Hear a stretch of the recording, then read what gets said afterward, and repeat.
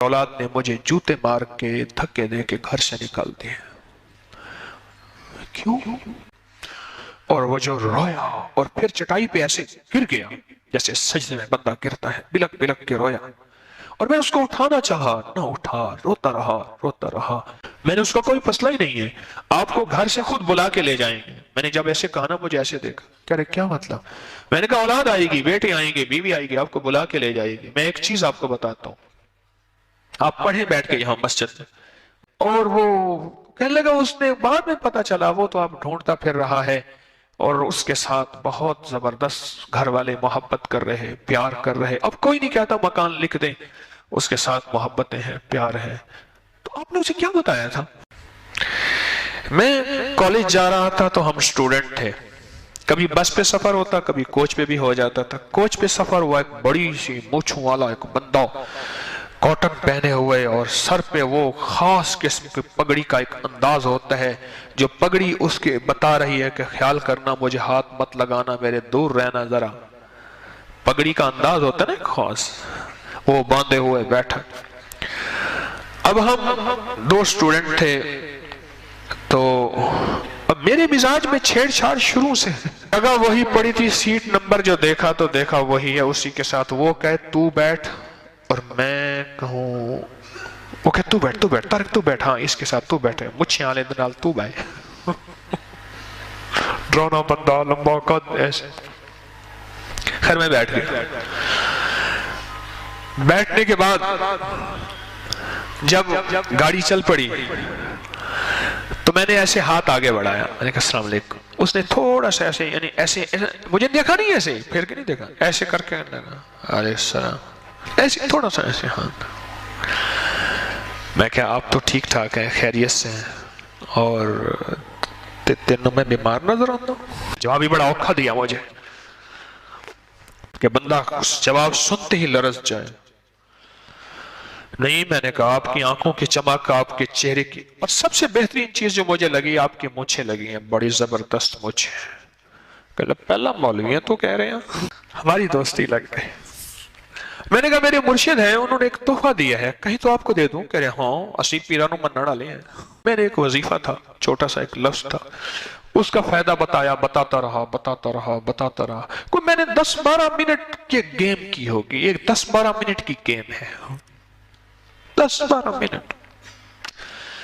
10-12 minute के बाद उसका अंदर उबला खुला, और वो सारा मेरी तरफ होके बैठ, और साथ वाला मेरा क्लास वालों देख रहा, तारिक ने 1 मिनट में गेम कहां से कहां पहुंचा दी, 1 मिनट में सारा मुझे देख रहा, और मेरी तरफ होके बैठा।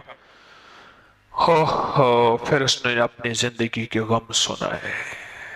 कहने लगे लोग मुझसे डरते हैं, हैबत करते हैं, मैं बड़ी बड़ी पंचायतों में बैठा हूं, मिनट में फैसले कर लेता हूं, पर मेरा एक फैसला नहीं हो रहा। और फिर अपनी जो बीवी का गम सुनाया, और बीवी ने औलाद की जो तरबियत की, और कहा कि बीवी कहती है जाके बाप तुम्हारा है, इसको गालियां दो, इसको लानते दो, और इसको ये चीज मार के आओ। कहने लगा बीवी को जितना मैंने मारा है किसी ने नहीं मारा होगा, मैं बहुत लड़ाका आदमी हूं, लेकिन वही है टेढ़ी पसली को मैं सीधा नहीं कर सका। और बाद में मुझे एहसास हुआ कि मैंने गलती की थी। आज बीवी मेरे खिलाफ है, औलाद मेरे खिलाफ है।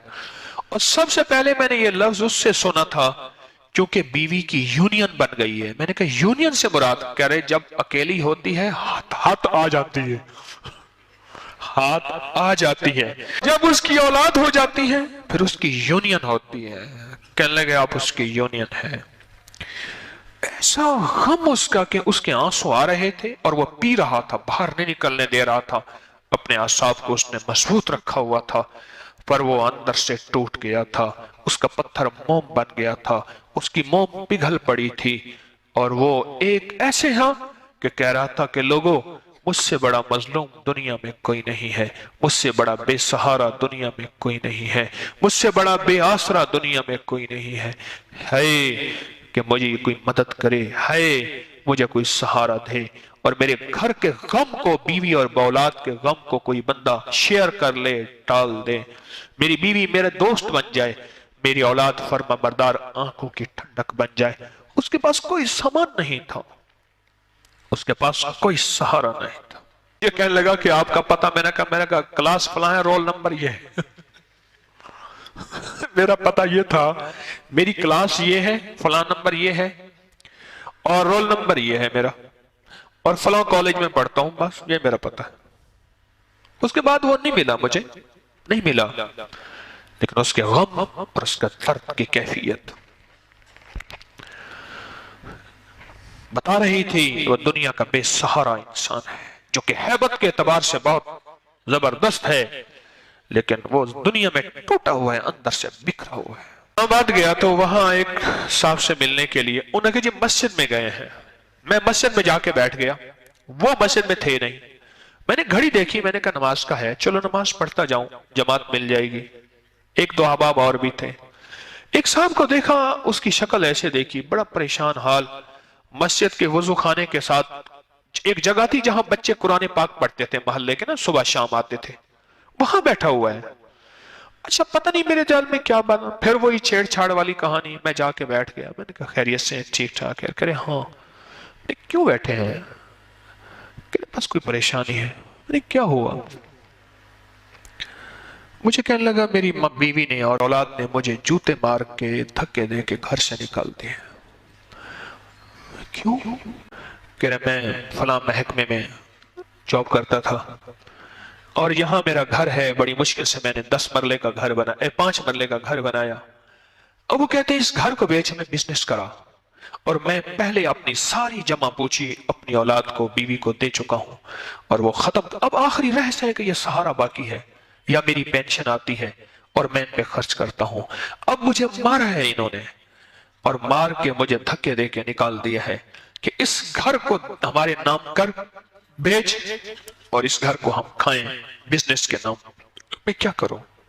اور اللہ کے سامنے پتہ نہیں کیا، جیسے عورتیں بین نہیں کرتی، ایسی بین کر رہا تھا، اور رو رہا تھا، اور رو رہا تھا کہ، اور ایک بات کہہ رہا تھا کہ میں تلاگنگ کا فلاں کا رہنے والا تھا، کوئی گاؤں کا نام تھا تلاگنگ، مجھے یاد ہے، چکوال کے ساتھ تلاگنگ ہے، میں وہاں کا رہنے والا تھا، میں غریب تھا، میں نے مزدوری کر کے، جاب کر کے یہ مکان بنایا تھا، اور ایک بیٹا میرا ایسا تھا جس کو ٹی بی ہو گئی تھی، اس کو اٹھا کے میں پھرا تھا، فلاں بیماری تھی، ایسے تھا، میں نے بیوی کو ہر زندگی دی، اب میرا وقت آیا ہے اور میں بے سہارا ہو گیا ہوں، وہ مجھے گھر سے نکال دیا گیا۔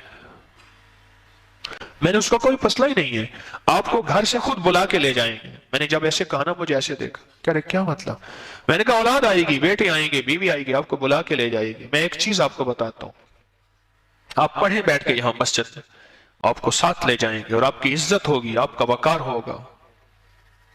اچھا اسی بات میں ہو رہی تھی، وہ صاحب بھی آ گئے جن سے میں ملنے گیا تھا۔ میرے والد صاحب رحمۃ اللہ علیہ کے کالج فیلو ہیں، اسلام آباد میں رہتے ہیں۔ میں نے اصل میں انہیں ملنے جانا تھا، ابھی بھی وہ زندہ ہیں، کالج میں اکٹھے پڑھتے تھے، اور پھر ایک ہی کمرے میں رہتے تھے۔ باتیں بتاتے ہیں والد صاحب کی، تو میں نے اصل میں انہیں اکٹھا جا کے انہیں ہم نے ملنا تھا، تو وہ بھی آ گیا، مجھے کہنے لگا چلیں، میں کہ ٹھہرو، ایک بابے سے ملنے جا رہے ہیں، پہلے اس بابے کی کہانی ٹھیک کر لیں۔ تو میں نے اسے ایک وظیفہ لکھ کے دیا، میں نے کہا یہ وظیفہ آپ پڑھیں، اور آپ انشاءاللہ بیٹھے بیٹھے یہیں پڑھیں، عشاء ہو جانا یہیں رہیں، یہیں کہیں لیٹ جائیے گا، موسم گرمی کا تھا، میں نے کہا اب کچھ نہیں ہوگا، آپ صبح ہو جائے یہیں رہیے گا، اب پریشان نہ ہونا، اس وظیفے کو نہ چھوڑیے گا، انشاءاللہ وَكَفَى بِاللَّهِ وَلِيًّا وَكَفَى بِاللَّهِ نَصِيرًا۔ میں ایک بات بتاؤں آپ کو، خالی برتن خالی بھانڈا ہوں، اس کریم کے نام کی لاج رکھ لیتا ہوں، وہ میرے اپنے نام کی لاج رکھ لیتا ہے، میں اسی پہ بھروسہ کر بیٹھتا ہوں، اور اپنے نام کی وہ لاج رکھ لیتا ہے، اور وہ کام لوگوں کے ہو جاتے ہیں، نام جو اس کا ہوا۔